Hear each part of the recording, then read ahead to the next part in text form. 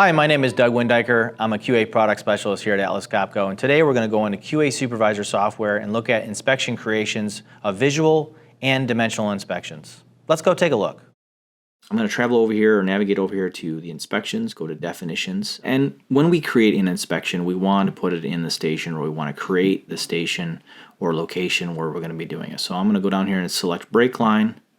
As you can see, dynamically, the list of inspections changed. So in the brake line, I have a residual joint check, and that's one I did in the other video. So let's create a visual here. So I'm going to hit Add.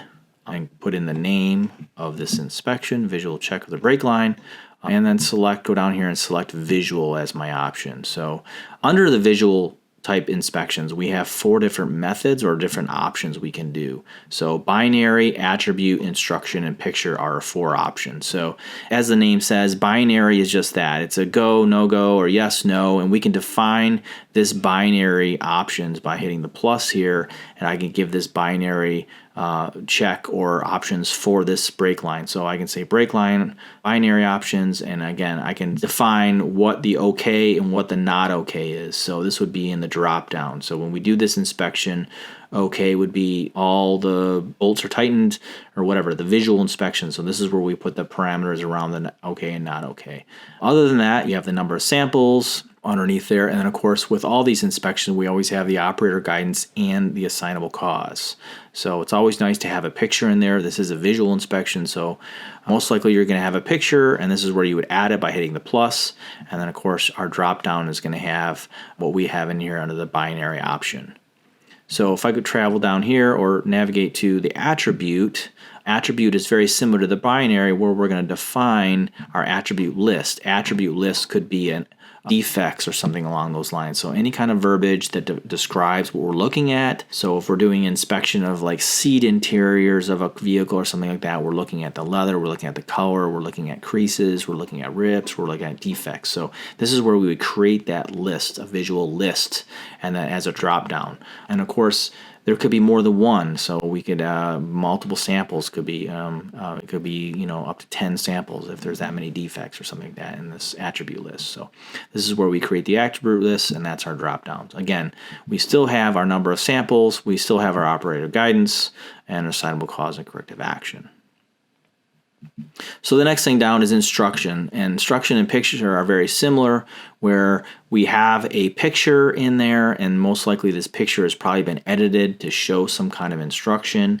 And of course we have the verbiage here for the instructions that we can have underneath it. So this is where we add the picture, and this is where we can put instruction in there. And this is when we launch this inspection, you're going to hit a button and you're going to see a field of instructions. This will pop up as a field, and that's very similar with the picture. Now the picture attribute, or picture inspection I should say, requires us to actually take a picture as the data collection. So we can have a picture in there showing the operator what needs to be taken, but we need a visual confirmation, and that is physically taking a picture of what we're inspecting. So that would be here. So those are the 4 types of options for the visual: binary, attribute, instruction, and picture.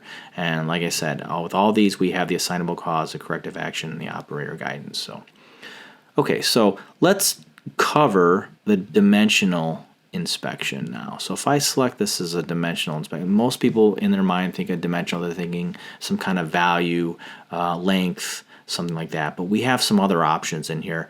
And this is similar to a nominal value of a torque value, either a torque tool check or a joint check. So our 2 options are CP, CPK, and SPC. So regardless of which one you have in there, we have some values. We want a number of samples, subgroup size, and things like that. So it's very similar to adding a torque value or a torque inspection. So the difference is when we go down to physical quantity and I hit physical quantity, these are our options right here. So area, force, pressure, length, and volume. So dimensional doesn't necessarily mean maybe measuring in millimeters or something like that, the length of something. It's actually, there could be a pressure setting or a force setting or an area, a volume. So maybe this is a fluid fill or something that we want to verify or validate, the volume of something after it's been filled as an inspection. So this is where we would add that in there. We decide what we're talking about. Again, then we have a nominal value or a nominal fill value or nominal, maybe a temperature is one of our options we can add in here.